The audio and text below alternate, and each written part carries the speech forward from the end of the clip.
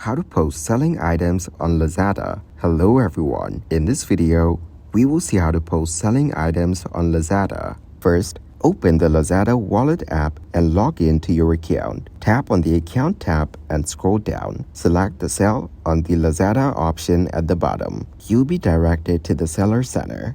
Tap on language in the top right corner and choose yours. Scroll down and you will find the simple steps to start selling. Tap on the Create Seller Account button. Enter your phone number and the 6-digit code to verify. After this, you'll be able to sell on Lazada. Thank you guys for watching this video. Hope you got some value. Make sure to like the video and subscribe to the channel to get notified of new videos. See you in the next one.